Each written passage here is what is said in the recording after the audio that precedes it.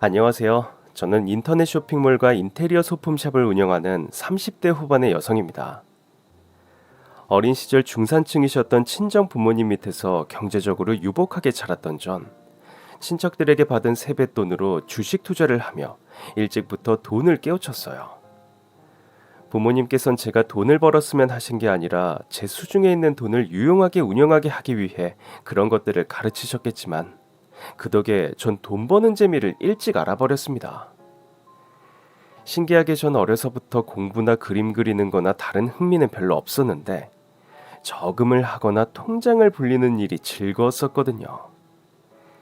그렇게 어려서부터 돈 굴리는 재미를 알았던 전 대학 시절 작은 쇼핑몰을 시작하게 되었고 그 후로 쇼핑몰부터 사업이며 투자며 이것저것 돈 버는 일을 많이 했었습니다. 다행히도 어려서부터 돈의 흐름을 익혔던 전 큰 손실 없이 돈을 벌었고 그렇게 모은 돈을 종잣돈 삼아 다시 부동산과 동산에 투자를 하며 20대 시절에 이미 또래들에 비해 대단한 경제적 성공을 이룰 수 있었어요. 그러다 30살 나이에 남편을 만나 결혼을 하며 하던 일을 많이 정리했지만요. 누구보다 바쁘게 살던 제가 일을 정리한 것은 사업하는 남편의 뒷바라지를 하기 위해서였습니다. 남편과 시댁은 저나 저희 집만큼 여유롭진 않았지만 남편은 성실하고 좋은 사람이었어요. 남편이 대단한 능력자는 아니었지만 꿈이 있었고 자기가 꼭 이루고 싶은 목표가 있다며 그 목표를 향해 열심히 달려가던 멋진 사람이었죠. 그렇게 열정 넘치던 남편은 저와 연애하던 시절 1평짜리 사무실에서 사업을 시작했고 전 꿈과 열정이 가득한 남편에게 반해 결혼까지 결심하게 되었네요. 그리고 남편과 결혼한 후로 전 남편의 든든한 조력자가 되어 남편의 사업을 지원했습니다. 사실상 제가 남편 사업의 유일한 투자자나 다름없었거든요. 그땐 제가 평강공주라도 된 줄 알았던 건지 남편이 하는 사업을 돕기 위해 참 많은 노력들을 했었어요. 돈이 필요하다고 하면 뭘 팔아서라도 돈을 마련해주고 일손이 필요하다고 하면 밤낮 없이 바쁘게 일을 하곤 했었죠. 그러는 동안에도 남편의 사업은 여전히 어렵기만 해서 저흰 생활비는 임대를 주며 월세를 받던 제가 혼자 감당해야 했어요. 그러다 보니 남편이 사업으로 성공하는 것보다 제가 다시 일을 하는 게 나을 법한 상황이었지만 전 남편을 믿고 응원해 주었고 남편 역시 포기하지 않고 열심히 노력했습니다. 전 끈질긴 남편이 좋았고 그런 남편을 믿었습니다. 남편이 벌이가 없다고 어려울 형편도 아니고 제가 도와줄 능력도 되었기에 남편의 사업이 어려운 건 저희 부부에게 큰 문제가 되지 않았어요. 전 남편이 잘 나가지 않아도 충분히 사랑하고 있었고 물질적 여유보단 가정의 평화와 행복이 더 중요했으니까요. 하지만 무슨 일인지 저희 부부에겐 아이가 찾아오지 않았어요. 30에 결혼해서 벌써 30 중반이 될 때까지 소식이 없다 보니 이젠 노산 걱정을 할 때가 되더라고요. 그렇다 보니 시어머니께서도 그 문제로 늘 걱정이 많으셨고요. 그나저나 너 저번에 병원 갔다 온다고 그런 건 어떻게 됐니? 아이 소식은 아직이니? 병원에서도 문제는 없다 그러는데 왜 소식이 없는지 모르겠네요. 니들 결혼한 지가 벌써 5년이 넘었는데 여지? 노력은 하는데 죄송해요 어머니. 아야 그래 뭐 문제 없다니 다행이지 뭐. 네가 무슨 잘못이겠니? 네가 갖기 싫어서 일부러 안 가는 것도 아닌데. 나도 네 탓하려는 건 아니야. 응? 알지? 그럼요. 저도 어머니 걱정하시는 건 다 알죠. 그래도 제가 더 노력해 볼게요, 어머니. 그래, 그래도 기다리다 보면 좋은 소식 오겠지. 그 전에 상준이 사업이 자리 잡으면 더 좋고 이번에도 네 덕에 겨우 급한 불 껐다 그러던데 아유 상준이가 너 없었으면 어쩔 뻔했니. 그래도 내가 네 덕에 우리 상준이 걱정도 덜고 마음 놓고 산다. 알지? 네 어머니 걱정 마세요. 저도 상준 씨도 잘할 거예요. 그래, 그나저나 내가 다음 달에 모임 사람들이랑 여행을 가기로 했는데 말이야. 아휴, 그 여행 경비가 꽤 든다 그러네. 아휴, 이 상준이한테 말하려고 했는데 상준이 일 때문에 이래저래 바쁠 것 같고. 아휴. 제가 드릴게요, 어머니. 어차피 돈 관리는 제가 하니까 저한테 말씀하시면 되죠. 그런 건 걱정하지 마시고 편하게 말씀하세요. 어머니 챙기는 것도 제 일인데요. 아유, 그래, 네가 그렇게 말해주니 고맙다. 내가 너한테 늘 고마워하는 거 알지? 가뜩이나 손주 소식 기다리시던 시어머니셨는데 저희가 결혼한 지 한참이 지나도록 아이 소식이 없다 보니 전 시어머니 뵐 때마다 괜히 눈치가 보이고 죄송스러웠습니다. 어머니도 그 문제로 제게 할 말이 있으신 듯 했지만 제 눈치를 보시며 늘 말씀을 아끼곤 하셨어요. 말씀은 길게 하지 않으셔도 아이 문제로 걱정하시고 답답해 하시는 게 뻔히 보였는데 아무래도 제가 남편 사업에 도움을 주고 시어머니께 금전적으로 도움을 드리고 하다 보니 시어머니께서도 제게 말씀을 하지 못하시는 듯 했어요. 그래서 그땐 시어머니가 좋은 분이라 그러신 줄만 알고 참 감사하다고 생각했죠. 남편은 자기 뒷바라지를 해주는 제게 늘 미안하다며 고마워했었고 시어머니 역시 제게 잘해주시니 전 결혼을 참 잘했다 생각했어요. 그러다 몇 년이 지나 남편이 하던 사업도 점차 잘 풀려가기 시작했습니다. 그동안 저도 남편 뒷바라지 하느라 고생이 많았고 남편 역시 사업 한번 이끌어 보겠다며 아등바등 살았으니 이제라도 풀려 참 다행인 일이었죠. 전 남편의 성공을 저의 기쁨처럼 여기며 잘 되었다 생각했는데 그 일이 제게 불행을 가져다 줄 줄은 차마 몰랐습니다. 남편의 사업이 잘 되어 갈수록 시어머니와 남편이 절 대하는 태도가 점점 달라져 갔거든요. 그전까진 남편이 버는 돈은 족족 사업에 재투자되며 현상 유지만 거의 해오던 터라 사실상 수입이 없다시피 했었던 탓에 그동안 시어머니 생활비까지 제가 부담해야 했었어요. 남편의 내조를 하며 일을 줄였지만 사실상 제가 집안의 가장이나 다름없었죠. 그렇다고 제가 한 번이라도 생색을 내거나 유세를 부려본 적은 없었는데도 시어머니나 남편은 어쩔 수 없이 제 눈치를 보는 듯 했었어요. 그러다 남편의 사업이 잘 되어가기 시작하며 남편의 통장에 나날이 잔고가 쌓여갔고 어느 순간부터 제가 모르는 통장들이 생기며 남편의 씀씀이가 점점 커져갔습니다. 그때부터 남편은 더 이상 제 도움은 필요하지 않다는 듯 절 배제하기 시작했고 전 남편에 대해 모르는 것이 점점 늘어만 갔어요. 남편의 사업이 잘 되는 건 당연히 기쁜 일이고 그 덕에 여유가 생기는 것도 당연히 좋은 일이었지만 전 갑작스러운 성공에 시어머니와 남편이 너무 들뜨신 게 아닌가 싶었습니다. 원래 잘 되다가도 하루아침에 어찌 될지 모르는 게 사업이니까 그래서 제가 염려스러운 마음에 참견 아닌 참견을 했지만 그때마다 남편은 절 귀찮아하고 점점 거슬려하기 시작했습니다. 그리고 기어이 절 밀어내며 절 대하는 태도마저 완전히 달라지게 되었죠. 제게 다정하던 남편과 절 딸처럼 생각한다고 하시던 시어머니가 한순간에 다른 사람들이 된 것 같더라고요. 제게 무관심해진 남편도 문제였지만 시어머니가 정말 너무하셨어요. 전 시어머니가 그렇게나 쌀쌀맞은 분이셨는지 몰랐거든요. 시어머니께 생활비를 드리고 용돈을 드릴 때마다 늘 제게 고맙다고 며느리 하나는 잘 얻었다며 제 칭찬을 하시던 시어머니가 아들 사업이 잘 되고 나니 더 이상 제가 필요 없어지셨는지 이젠 제가 나서는 게 꼴보기가 싫으시다며 저더러 잘난 체 하지 말고 쥐죽은 듯 내조라 하라 하시는 거예요. 그동안 제가 시댁과 남편에게 한 게 얼마인데 하루아침에 이렇게 태도를 바꾸나 싶어 큰 충격을 받을 수밖에 없었습니다. 난 그동안 가족들을 위해 희생한다고 생각했던 거였는데 그들에겐 제 희생이 별것 아니었고 그저 쉽게 열리는 지갑이었나 싶어 회한이 들더라고요. 그렇게 하루아침에 달라진 시어머니와 남편의 태도에 상처를 받았지만 그래도 전 그들을 제 가족이라 생각하며 이해하고 품어보려 했습니다. 하지만 남편은 끝없이 절 상처 주려 하더라고요.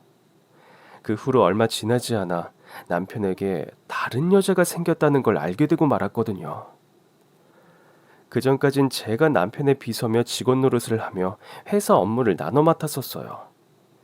그러다 사업이 커지며 직원이 생겼고 남편이 어느 날 비서를 뽑았다 그러더니 이제 갓 대학을 졸업했을까 말까 싶은 20살 남짓한 아가씨를 들여앉혀 놨더라고요. 남편 사업이 한창 잘 되어간다 하지만 아직 비서까지 필요한 수준은 아닌 것 같은데 말이에요. 더구나 그 아가씨의 능력으로 보나 뭘 봐도 제대로 된 비서 업무를 할 만한 사람은 아닌 것 같았는데 말이죠. 구색분인 비서를 왜 뽑았나 의아해하는 제게 남편은 사업 확장 단계에 꼭 필요한 일이라며 별 의미 없는 듯 말했습니다. 하지만 어느 날부터 남편이 여자 향수 냄새를 묻히고 들어오고 그 향수가 그 어린 비서 아가씨에게 맡았던 향이라는 걸 알아차린 순간 전 두 사람의 불륜을 의심할 수밖에 없었어요. 그리고 캐묻는 제게 남편은 아무렇지 않은 듯 집에서 노는 제가 남편 일에 별 참견을 다 한다는 듯 아무것도 아닌 양 답하더라고요. 그러곤 증거가 있냐는 남편의 말에 기막혔던 전 그때부터 증거를 모으기 시작했죠. 하지만 이미 제게 낌새를 들킨 남편이 더 이상 증거를 흘릴 리가 없었어요. 결국 전 혼자 소가리를 해야만 했고 그런 스트레스 때문인지 아주 나쁜 병을 얻고 말았습니다. 아직 아이도 갖지 못한 제가 자궁암이라더군요. 다행히 암이 다른 곳까진 퍼지지 않아 수술을 받으면 생명에 문제가 있는 건 아니었지만 자궁을 드러내야 하는 건 여자로서의 삶이 끝났다는 말과 다름없었습니다. 남편이 20살 가까이 어린 비서와 외도를 벌이고 당장 이혼을 할지도 모르는 상황에 아이를 갖게 되지 못할 걱정을 하는 제가 우습고 비참했지만 여자로 태어나 내 아이를 가질 수 없게 되었다는 게 그 당시엔 정말 충격이었습니다. 하지만 제가 그렇게 아프고 고통받는 순간에도 남편은 제게 아무런 관심이 없었습니다. 수술을 받던 어쩌던 알아서 하라 그러더라고요. 그래서 전 남편이 있는 유부녀였음에도 불구하고 어쩔 수 없이 혼자 모든 일을 감당해야만 했고 가까운 지인을 보호자로 수술 동의서를 작성하여 수술대에 올라야 했습니다. 친정 식구들에게 연락을 할 수도 있었지만 아프고 서러운 와중에도 그것만큼은 참아 못하겠더라고요. 가뜩이나 결혼할 때에도 무능력한 남편을 못마땅해 하셨던 부모님이 남편의 외도를 하시고 제가 무슨 꼴을 당했는지 아시면 그 충격에 쓰러지기라도 하실까 걱정되었거든요. 그래서 전 이혼할 때 가서 알리더라도 당장은 숨기자며 제 사정을 아무에게도 알리지 않았습니다. 그렇게 저 혼자 아무도 없이 수술을 받게 되었고 다행히 수술을 잘 끝마친 전 2인실 병실에 입원하여 회복을 하게 되었습니다. 굳이 2인실을 쓰고 싶었던 건 아니었지만 요즘 병원에 환자들이 워낙 많은지 남은 병실이 그곳뿐이더라고요. 그리고 그곳에서 전 저처럼 암 수술을 받으신 아주머니 한 분을 만나게 되었어요. 보호자가 없던 제가 수술을 받고 입원실로 옮겨져 마취에서 깨어나 처음으로 본 게 그 아주머니셨죠. 비몽사몽 와중에 마주한 아주머니는 생판 처음 보는 절 누구보다 걱정해 주시는 푸근한 인상의 따뜻한 분이셨습니다. 아이고, 드디어 깼네. 어때? 정신이 좀 들어요? 아직 정신 없을 거예요. 자, 여기 물부터 마셔봐요. 감사합니다. 아유, 근데 젊은 사람이 왜 보호자도 없이 혼자 수술을 받았나 그래? 아유, 하긴 나도 혼자 입원했으니 할 말 없기는 한데. 아유, 그래도 젊은 아가씨가 혼자인 게 괜히 마음 쓰이네. 아직 미혼인가? 그래서 혼자 왔어요? 그런 건 아닌데 그냥 저 사정이 좀 있었어요. 아유, 그래 뭐 각자 사정이 있겠지. 내가 괜한 참견을 하네. 그치? 사실 나도 혼자 입원해서 괜히 적적했어서 그래요. 비슷한 처진 아가씨가 걱정되기도 하고 아휴, 나한테 딸이 있었으면 딱 아가씨 나이 정도 됐을 텐데 싶네. 아무튼 이렇게 만난 것도 인연인데 우리 같은 병실 쓰면서 잘 지내봐요. 절 먼저 반겨주시던 아주머니께선 제가 병실에 있는 동안 참 살뜰히도 절 챙겨주셨어요. 알고 보니 아주머니께선 일찍이 자식 없이 사별하시고 그 후로 왕래하는 다른 가족 없이 혼자 지내시는 분이셨더라고요. 저희 나이나 사정은 달랐지만 어찌 보면 서로 혼자라는 비슷한 처지였네요. 그래서인지 아주머니도 저처럼 암수술을 받고 입원해 있는 건 마찬가지신데도 딸버린 제가 마음이 쓰이는지 자꾸 저한테 잘해주시더라고요.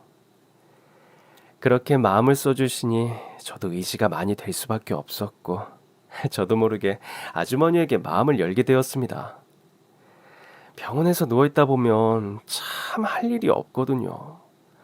쉬는 것도 하루 이틀이고 드라마도 내내 하는 건 아니다 보니 심심하기도 한데 그러다 보면 자연스럽게 한 방에 있는 사람과 얘기를 할 수밖에 없었습니다. 더구나 복작복작한 다인실이 아니라 둘뿐인 2인실에 보호자도 없이 둘만 있던 저 아주머니는 아주 자연스럽게 서로의 개인사를 알게 될 수밖에 없었어요. 그래서 전 아주머니가 얼마나 고생을 하시며 열심히 살아오셨는지 얼마나 대단한 분이신지 알게 되었죠. 알고 보니 아주머니께서 자수성가한 몇백억대 자산가이시더라고요. 남편분 돌아가시고 젊은 과부가 되어 먹고 살기가 막막하셨는데 그러다 보니 닥치는 대로 돈 벌 궁리를 하셨었답니다.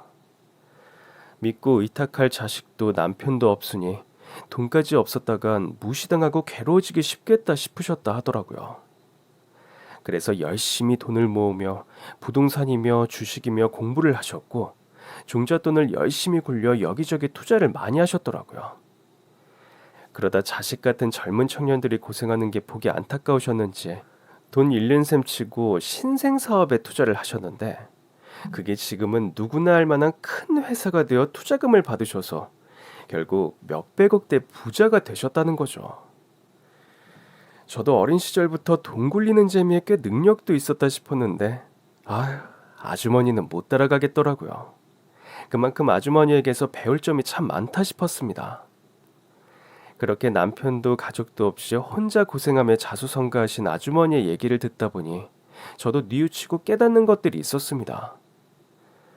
못난 남편도 남편이라고 이혼을 망설이고 자식을 갖지 못하게 되어 인생마저 포기하고 싶었던 제가 너무나 미련하게 느껴졌고 혼자서도 걱정 없이 잘 지내시는 아주머니를 보며 여자 인생에 결혼이나 자식이라는 게 꼭 큰 의미가 되지 않을 수도 있겠다 싶었던 거죠.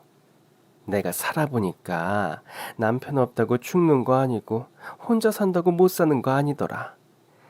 살다 보면 다 사라지는 거고 혼자서도 행복하게 지낼 수 있거든. 뭐 물론 건강이야 내 마음대로 되는 건 아니지만 그거야 남편이 있다고 뭐 그러나. 그러니까 자기도 무슨 사정인지 몰라도 그렇게 우울해하고 있지 말고 마음가짐을 바꿔봐.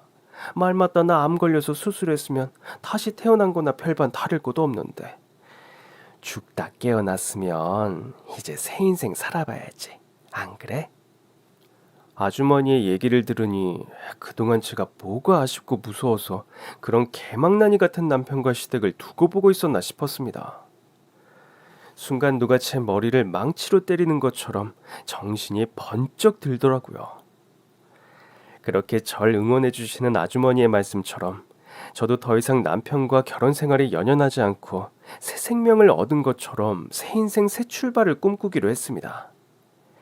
그래서 회복만 하면 곧바로 그 지긋지긋한 시댁과 인연을 끊고 남편과 이혼을 하고 홀로 서기를 해야겠다 싶었죠. 그렇게 다짐하고 얼마 뒤 무슨 일인지 시어머니가 갑자기 절 찾아오셨어요. 뭐야, 아파서 골골대고 누워있을 줄 알았더니 생각보다 살만해 보인다 너. 아주 돈은 맞박에 튀는지 꼴에 2인실을 잡아놨네. 어머니가 여긴 어떻게 알고 오셨어요? 내가 뭐 못 올 때라도 왔냐? 말하는 싸가지하고.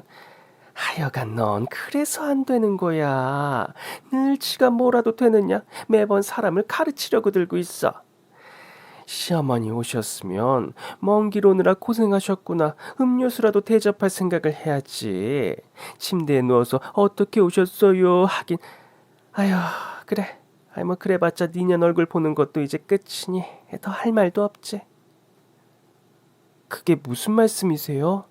끝이라뇨. 어머니 그럼 상준 씨랑 같이 오신 거예요? 근데 저 여자 저 여잔 여기 왜 데리고 오셨어요? 남편한테 말은 했었지만 별 반응도 없기에 시어머니한테 굳이 알릴 필요도 없어서 말씀드리지도 않았는데 시어머니가 어떻게 알고 제가 있는 병실까지 찾아오셨더라고요. 그런데 시어머니는 혼자가 아니었습니다. 시어머니가 무슨 일인지 남편의 내연녀를 데리고 오셨더라고요. 새파랗게 어려서 눈치도 없는 건지 병실을 두리번 대며 아파서 누워있는 절 똑바로 쳐다보고 있는 어린 비서의 모습에 전 기가 막히고 치가 떨렸어요. 대체 왜 시어머니가 그 여자와 같이 오셨나 의아했던 전 그제서야 시어머니도 남편의 외도를 전부 알고 있었구나 하는 걸 깨닫게 되었죠. 설마 어머니 저 여자가 누군지 다 알고 계셨던 거예요? 남편이 저한테 무슨 짓을 했는지 아셨어요? 그럼 우리 아들 일을 내가 모르고 있었겠니? 아니요, 다 알고 계셨으면서 그동안 모른 척 하셨다고요? 어머니가 정말 제 걱정을 하셨으면 그런 아들을 말리셨어야죠. 어떻게 그걸 알고도 그냥 계셨어요? 넌 지금 겨우 그런 게 억울한 모양인데 그럴 것도 없어. 상준이가 잠깐 한눈 팔았어도 본처는 너니까. 그래서 내가 네 생각해서 너한테 아무 말 안 하고 있어줬던 걸 고맙게 생각해야지. 네가 억울할 게 뭐 있냐? 오히려 억울해해야 할 건 나랑 우리 상준이지. 그래도 그동안은 그냥 지나갈 바람이라 생각해서 별말 안 하고 있었다만 네가 내 뒤통수를 치는 거 보니까 내가 네 편 들어준 게 후회스럽더구나.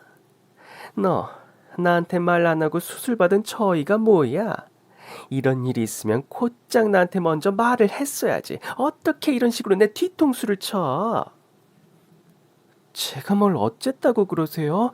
제가 무슨 뒤통수를 쳤는데요? 그래서 지금 아픈 사람한테 따지러 오신 거예요? 제 앞에 저 여자까지 데려다 놓고 어머니 대체 무슨 생각이세요? 니년이야말로 무슨 생각이었는지 모르겠다.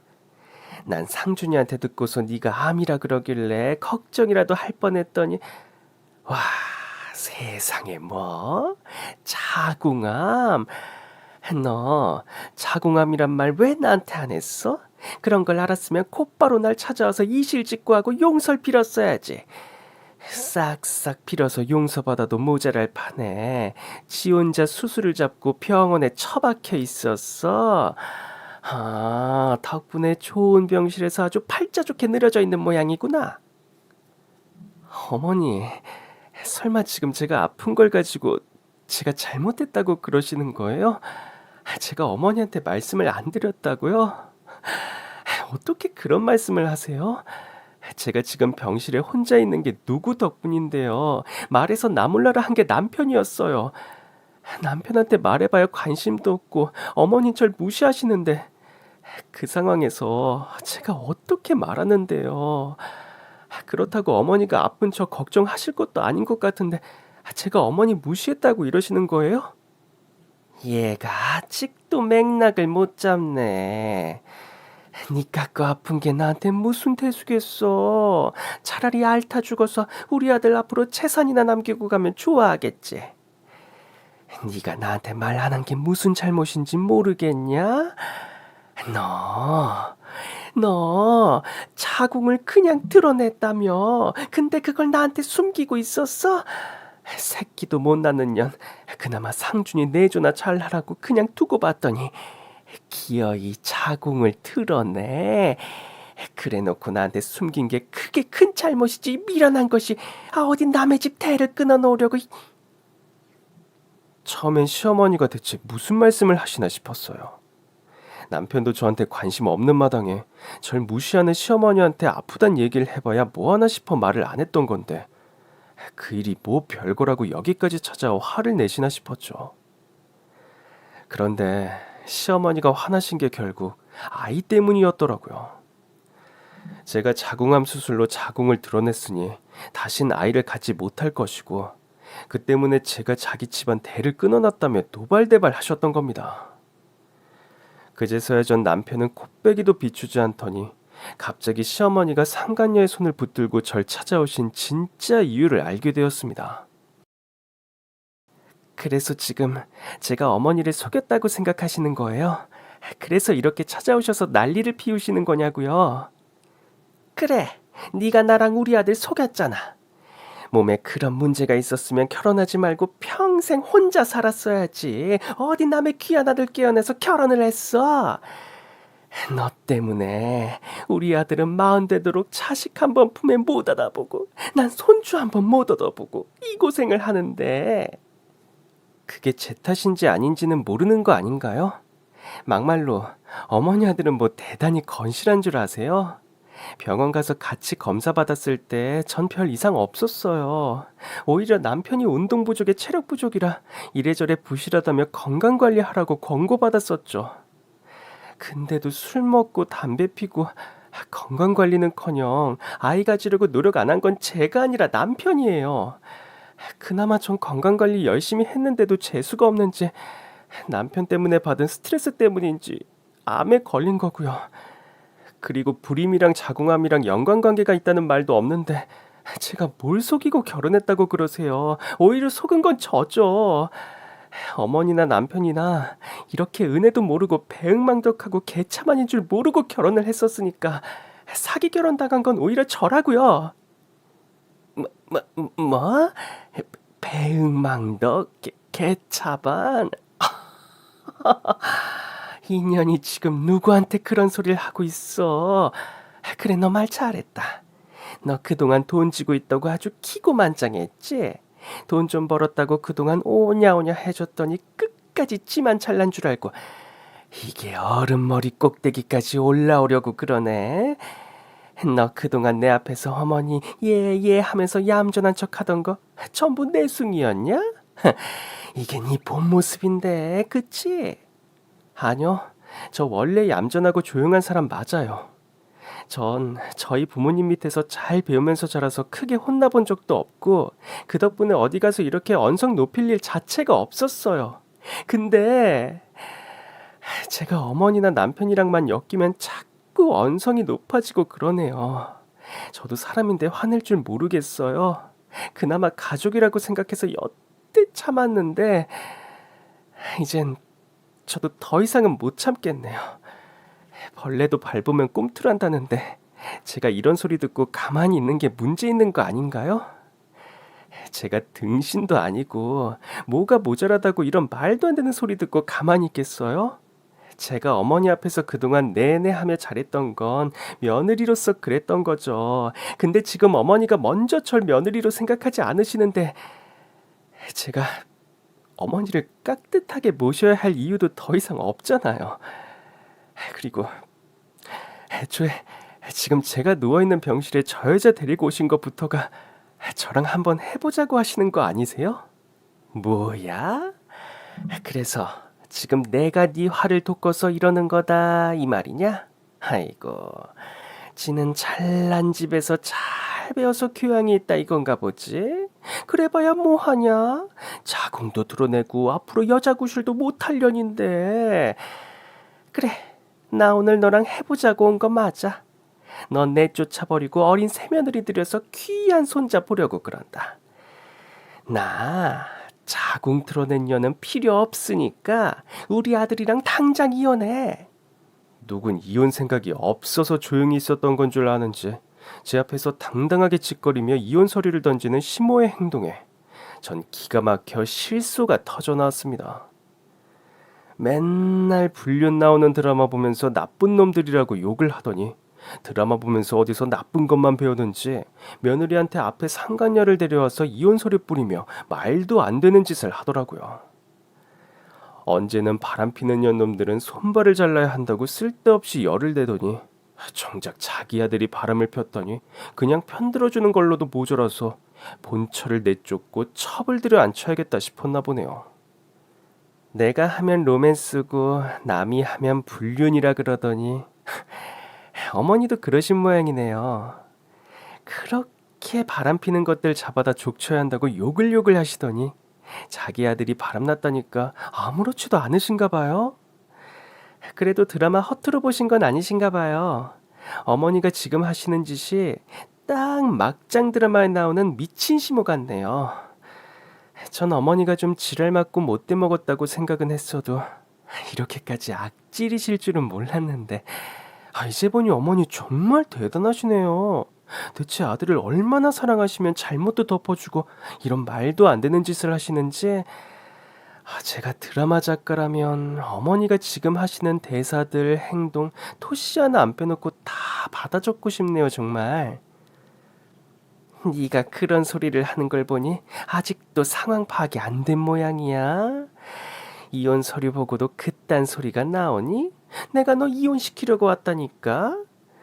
애도 못 갖는 너 같은 년 우리 아들 한테서 떨어지라고. 시끄러워. 저 귓구멍 안 막혔거든요. 어머니가 나이 들어서 가는 기가 먹어서 목청이 크신지 모르겠지만 저 말귀 잘 알아듣고 청력도 정상이니까 소리 지르지 말고 그냥 말씀하세요. 뭐 들어봐야 말 같지도 않는 소리긴 하겠지만 저한테 할 말 있으시면 똑바로 하셔야죠. 듣자니 어이가 없는데 지금 제가 이딴 이혼 서류에 겁먹을 거라고 생각하시는 거예요? 왜 그런 생각을 하시죠? 제가 설마 여태껏 이혼할 줄 몰라서 안 한 거라고 생각하세요? 저 남편 외도 증거 잡으면 이혼하려고 했었어요. 그 사이에 병나서 제가 이러고 있는 거지 이혼하고 싶은 건 오히려 저라고요. 솔직히 댁내 아드님이 뭐 그리 대단하다고 제가 죽어라 목을 매겠어요. 배 나온 40대 아저씨를 누가 좋아한다고. 그러니까 이혼 소송은 제가 알아서 할 거니까 이딴 쓸모없는 서류는 들고 가세요. 아니 인연이 지금 뭘 잘했다고 지랄을 하고 연병을 떨어. 애도 못 낳고 아내 구실도 못한 주제 네가 무슨 자격으로 이혼 소송을 해. 우리 아들이 여태 데리고 살아준 것만으로도 고맙게 생각하진 못할 망정. 아이고 인연 정말 안 되겠네. 내가 오늘 아주 니년 버릇을 고쳐주마. 어디 머리채를 다 뜯어놔야지. 제가 따박따박 맞는 말을 했더니 시모의 속이 꽤나 긁혔던 모양입니다. 그동안 제가 시어머니 앞에서 큰 소리 낸 적이 없으니 이제 와서 제가 화를 내는 게 당황스러울 만도 했겠죠. 그런 걸 보면 제가 꽤 착하고 얌전한 며느리였다 싶더라고요. 그런 며느리 잘 얻은 줄도 모르고 2년 전년 하던 시어머니는 절 말로는 못 이기겠다 싶은지 기어이 제 머리채를 잡아채려 했습니다. 병실에 누워있느라 힘없던 전 하마터면 그런 시모 손에 작살이 날 뻔했죠. 그런데 그때 산책을 가셨던 같은 병실 아주머니가 들어오셔서 시어머니의 손목을 잡아채시는 겁니다. 내가 밖에서 들어보니 아주 가관이구만. 그래도 아가씨가 말도 야무지게 잘하고 웬만하면 남의 가정사에 안 끼어들려고 참고 있었더니 기어이 오지랖을 부리게 하네. 거 듣자니 도저히 못 들어주겠네. 헛소리 장황하게 짓거리더니 결국 말로 안 될 것 같으니까 기어이 이 몸으로 들이밀으려고. 야이 아줌씨야, 아픈 환자한테 찾아서 이게 뭐하는 짓이야? 넌 또 뭐야? 뭔데 남의 집안일에 끼어들고 있어? 안 끼어들려고 했으면 그냥 가면 될 것이지. 남의 손은 왜 붙들어? 이거 안 놔? 이거 놔. 아줌씨, 얘기 들어보니까 그쪽 아들이 먼저 조강지 쳐두고 바람이 난 거더만. 그래놓고 뭘 잘했다고 이혼을 해라 마라 그래요. 그리고 이혼을 하고 싶으면 지가 직접 찾아와야지. 어디가 모자라서 엄마를 보냈나? 지 마누라 아픈데 찾아보지도 않는 놈이 지 엄마 손에 서류를 들려보네. 아유 그놈 인성도 참 알만하다. 아줌씨도 자식 새끼 잘못 키웠네. 어찌 보면 당신도 참 불쌍하네. 이 나이 먹도록 자식 새끼 뒤치다꺼리 하는 거 안 창피해요? 난 자식이 없어서 그런지 이렇게 사는 여자들 이해가 안 가네. 애들이야 어릴 때나 챙기는 거지. 무슨 마음먹은 아들내미 일에 이렇게까지 참견인지 모르겠네. 아줌마, 그런다고 자식이 대단히 고마울 것 같아? 아니, 이 여자가 어디서 내 아들 욕을 하고 있어? 내가 내 아들 뒤치다꺼리를 하던 싸고 돌던 당신이 뭐 보태줬어?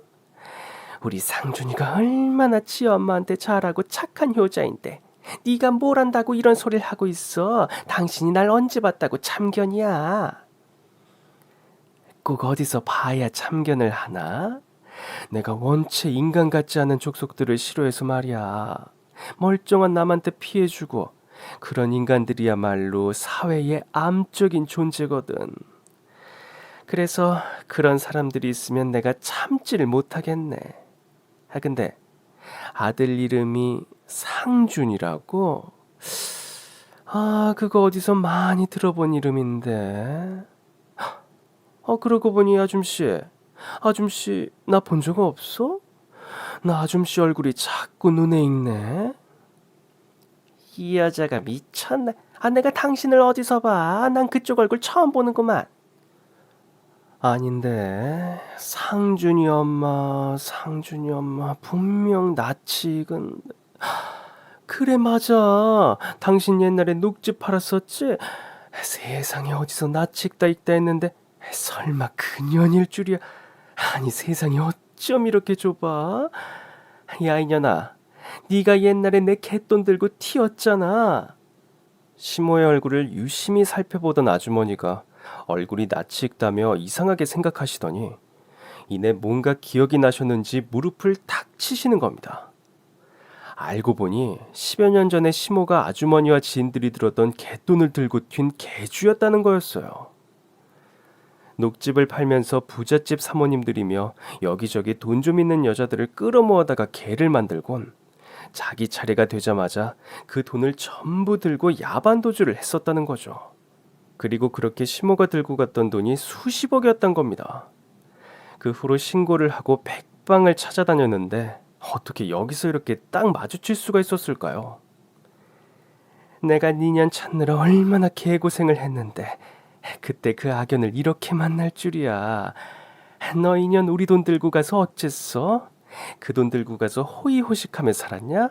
내 돈 뱉어내 당장. 돈 없어. 그게 언제적인데. 이제 와서 돈 타령을 하고 있어. 나 돈 없어. 어떻게 남의 돈 훔쳐가 놓고 이제 와서 없단 소리가 뻔뻔하게 나와? 2년 이제 보니 아주 뻔뻔한 게 상습이었구만. 네 아들 사업 잘 된다며. 그때만 해도 공부도 못하고 빌빌거리던 아들 새끼가 사업한다는 걸 보니 그 돈도 우리 돈인 것 같은데. 그래서 남의 돈 들고 가서 지 아들 결혼시키고 사업시킨 거야? 아휴, 이거 아주 몹쓸 년이네. 그리곤 화가 나신 아주머니가 시모를 아주 신나게 두들겨 패기 시작하시는 겁니다. 사실 아주머니가 암치료 받으러 병원에 입원은 하셨지만 타고난 체력이 좋으신지 젊은 저보다도 힘이 좋으셨거든요. 젊은 저도 버거운데 늙은 시모는 오죽할까요? 그러다 보니 아주머니의 소나기에 잡힌 시모는 호랑이 앞에 토끼 신세였습니다. 전 배포가 없는지 시모 뺨 한 대 때릴 수가 없었는데 아주머니 손에 잡히니 뺨이 문제가 아니라 아주 온몸이 곤죽이 되도록 얻어 터지더라고요. 시모가 얻어 터지는 모습을 보게 된 전 대리 만족을 할 수 있었어요. 이 여자가 지금 뭐 하는 거야? 얘, 너 이거 좀 뜯어 말려. 시애미가 얻어맞고 있는데, 뭘 보고만 있는 거야? 저요? 제가 왜요? 그리고 누가 시어머니세요? 저 이제 시어머니도 남편도 없는데요? 어머니, 며느리 저기 있네요. 저보다 젊고 자궁도 있고 건강한 새며느리한테 도와달라고 하세요. 아유, 이것들이 정말 쌍으로 사람을 가지고 놀고 있어. 우리 아들만 오면 니들 다 가만히 안 둘 거야. 아들 같은 소리하고 있네. 당장 감옥 가려니 어디서 아들을 찾아? 앞으로 너, 네 아들 감방에서 면회 때나 보게 될 거야. 남의 돈 수십억 들고 도망간 년이 끝까지 입만 살았네. 아주 그 주둥이를 더 이상 못 나불거리게 해줘야겠어. 아이고, 아이고, 아이고, 아이고, 나 죽네. 아이고, 아이고, 나 죽어. 아이고. 2년 곧 경찰서에 넘길 건데, 아가씨, 그 전에 할 말 있으면 해. 이혼하고 이 집이랑 인연 끊으면 다시 못 볼 건데, 그 전에 욕이라도 해주고 싶을 거 아니야. 글쎄요, 저런 사람한테 무슨 말이나 해주는 게 의미가 있을까 싶네요. 그렇다고 욕하자니 저 인간들이랑 똑같은 수준이 되는 것 같아서 그것도 싫고요. 뭐 그래도 앞으로 다신 못 보게 된다니 그럼 마지막 인사 정도는 해야겠네요. 어머니, 곧 감옥 들어가게 생기셨으니 여기서 인사드려야겠네요. 전 아드님이랑 이혼할 거고요. 제가 그동안 그 집에 뿌렸던 돈이며 재산이며 한 푼도 안 까먹고 들고 나올 거예요. 그렇게 생각하니 뒤늦게라도 남편 사업이 잘 된 게 참 다행이다 싶네요. 그게 아니었으면 제가 재산 분할 받아 나올 돈도 없었을 텐데. 정말 다행이지 뭐예요. 아무튼 그런 문제는 변호사님이 알아서 해주시겠죠. 제가 누워있는 사이에 좋은 변호사를 구했는데 실력이 아주 좋다 그러시네요. 맞다. 어머니도 곧 필요하실 텐데 제가 소개해드릴까요? 아무튼 어머니 까탈스러우시고 성질도 나쁘신데 감옥 생활에 잘 적응하실지 모르겠네요. 그래도 아들이 이제 돈 버니까 영치금 넉넉히 넣어달라고 하세요. 그리고 여기 새 며느리도 생겼으니 옥바라지 부탁하시던가요. 어머, 근데 만약 남편 놈이 바람을 피지 않았더라면 제가 어머니 옥바라지를 했겠네요. 그런 일이 없어서 얼마나 다행인지. 아무튼 이렇게 지긋지긋한 인연 끊게 되어서 다행이다 싶네요. 그리고 거기 너 남의 남편이랑 붙어먹은 주제에 무슨 생각으로 여기까지 따랐는지 모르겠지만 아직 어리고 철없어서 실수하는 거라고 생각하고 내가 충고 한마디 해줄게. 돈 때문인지 진짜 사랑인지 모르겠지만 그딴 남자 만나봐야 너한테도 좋을 것 하나 없어. 20대에 돈 많은 남자 만나서 이것저것 누리는 게 즐거울지 모르겠지만 그래봐야 그거 다 허상이야. 그리고 그 인간 사업 진흥력으로 한 것도 아니야. 내가 몇 년간 돈 대주면서 뒷바라지 안 했으면 진작 말아먹었을 사업이니까. 그렇게 내 덕에 겨우 사업 잘 되어가니까 이제 본색 드러내놓고 딴짓거리 하더라. 그런 남자가 너한텐 뭐 얼마나 오래 가겠니? 지금이야 네가 어리고 예쁘니까 눈이 가겠지. 그럼 나중에 나이 들어선 그땐 네가 나처럼 너 같은 어린 여자애를 만나게 될 거야. 물론 그것도 그때까지 그놈 수중에 돈이 있어야 가능한 일이겠지만 그러다 혹시 그놈 사업 망하면 넌 너보다 20살이나 더 먹은 배불뚝이 아저씨랑 애 낳고 늙고 못돼 먹은 심어 모시고 살아야 하는 거야. 그러니까 네 손으로 창창한 청춘 말아먹고 싶은 거 아니면 지금이라도 정신 차려. 나도 젊은 시절 지금 너처럼 정신 빠져서 그런 놈이랑 결혼한 거 후회해서 해주는 말이니까.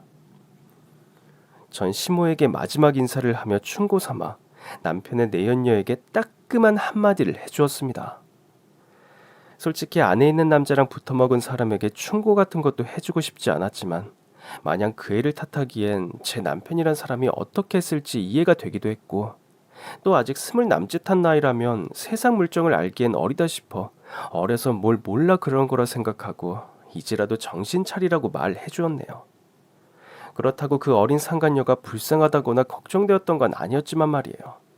그런데 제가 아주머니 말을 듣고 정신을 차린 것처럼 그 애도 제 말을 듣고 많은 생각을 했던 모양입니다.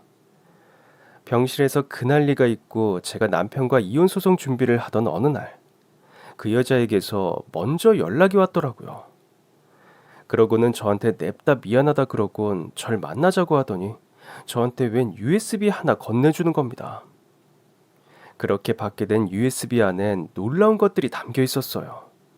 바로 제가 그토록 찾았던 남편의 불륜 증거들이었죠. 저 사장님이랑 헤어졌어요. 정말이에요. 믿어주세요.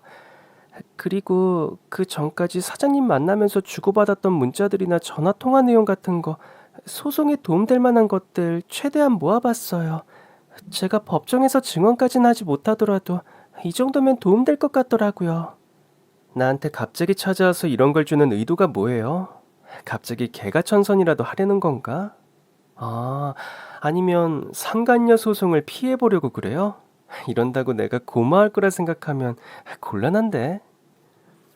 아, 그런 생각까지 했던 건 아니에요. 물론 용서해 주시면 감사하지만 저도 제가 무슨 짓을 했는지는 알아요. 이런 걸로 용서받을 수 있는 일 아니라는 것도 알고요. 근데 그때 사모님이 하셨던 말처럼 저 아직 철모르고 어리잖아요. 그땐 제가 잠깐 정신이 나갔었던 것 같아요. 안 그래도 집안 형편 어려워서 대학도 못 가고 일하고 있는데 사장님이 절 예뻐하시고 물질적으로도 잘해주시니까 제가 거기에 혹했어요. 제 주제에 달리 돈 많은 남자 만날 수 있을 것 같지도 않고 재혼이라도 사업하는 사장님이랑 결혼하면 제 인생이 펴질 줄 알았거든요. 아무리 돈이 욕심나도 제 인생 담보로 그러면 안 되는 건데 그땐 제가 생각이 짧았어요. 그러다가 사모님 하시는 얘기 듣고 정신 차리게 된 거예요. 내가 무슨 짓을 했나 그제서야 후회가 들더라고요. 그래서 이제라도 죄송하다고 말씀드리고 싶었어요. 이혼 소송할 때 도움 되셨으면 좋겠고요. 이제 와서 저한테 용서를 구하며 절 도와주고 싶어하는 내연녀의 행동을 어떻게 받아들여야 할지 모르겠지만 전 그 어린 상간녀에게 더 이상 화를 낼 수가 없었습니다. 그 여자가 차라리 10살이나 더 먹었고 세상을 알 만큼 아는 여자였다면 제가 좀 더 독하게 굴었을 텐데 갓 고등학교를 졸업했을 그 앳된 얼굴을 보고 있으니 아휴 괜히 짠하기도 하고 이제라도 실수를 뉘우친단 말을 믿어보고 싶어지더라고요. 게다가 제가 상간녀 소송을 걸게 된다면 자기한테도 불리하게 적용될 만한 외도 증거들을 제 발로 가져오는 걸 어떻게 마다하겠어요. 덕분에 전 그 증거들로 남편과의 이혼 소송에서 승소할 수 있었고 그렇게 절 도와준 상간녀에겐 소송을 걸지 않았습니다. 말을 들어보니 집안 사정도 어려운 것 같은데 제 전 남편과도 헤어진 마당에 무슨 수로 위자료를 낼까 싶어 그렇게까지 하진 않기로 했죠. 어차피 둘이 헤어지면 어린 여자들을 손자 얻겠다는 시모계에게 차질이 생긴 거니까 그것대로 복수가 되었기도 했고 말이에요. 그렇게 이혼 소송 끝내고 자유의 몸이 된 전 건강까지 회복하며 새 출발을 할 수 있었지만 시모와 남편의 인생은 아주 나락으로 떨어져 가고 있었습니다. 그날 병실에서 악연으로 아주머니와 재했던 시모는 곧바로 신고를 당해 재판을 진행하게 되었고 결국 사기죄로 실형을 확정받게 되었거든요. 그 바람에 전 남편이 저와의 이혼 소송을 준비하면서 자기 엄마 재판까지 따라다니느라 아주 바쁜 일정을 보내야 했어요. 하루에 재판 2탕씩 뛰며 바빠 보이던데 그 덕분인지 이혼 소송에선 쪽도 못 쓰고 말더라고요. 그러거나 말거나 그 집 일은 더 이상 저와 상관없으니 시모가 감옥에서 죗값이나 잘 치르기를 바랬는데 열심히 영치금 벌어서 시모 옥바라지 열심히 해야 할 전 남편의 사정까지 안 좋아졌다는 겁니다. 사업 잘 되자마자 돈 맛을 보고 정신 못 차리는 남편을 보니 오래 버텨봐야 5년 정도일 거라 생각했는데 그것도 제가 남편을 너무 후하게 쳐줬더라고요. 그때까지 사업 유지라도 했던 건 정말 제 덕분이었던 건지 저와 헤어지고 얼마 안 되어서부터 점점 사업이 어려워지더니 결국 1년 만에 빚까지 지고 크게 사업을 말아먹었다는 겁니다. 거기다 시모가 수십억 사기죄로 들어가며 그나마 형량을 줄여보겠다고 있는 돈 없는 돈 털어 합의금까지 내주었고 잠깐 잘 되었던 사업이 큰 돈을 모은 것도 아니다 보니 결국 전 남편은 완전히 빈털터리 신세가 되고 만 거죠. 그렇게 전해지는 전 남편과 시댁의 소식을 들으니 제가 웃음이 나지 않을 수가 없더라고요. 아무튼 제게 씻을 수 없는 상처를 준 시모와 남편은 제 발로 복을 걷어차고 나락으로 떨어졌고 전 건강과 행복을 되찾으며 지금도 아무 걱정 없이 잘 지내고 있습니다. 병실에서 인연이 되어 절 도와주셨던 아주머니와는 지금까지도 자주 만나며 이모 조카 같은 사이로 잘 지내고 있고요. 그럼 앞으로도 저희 행복을 빌어주시길 바라며 제 이야기는 여기서 마치겠습니다. 지금까지 긴 제 사연 들어주셔서 정말 감사하고요. 오늘도 행복한 하루 되세요.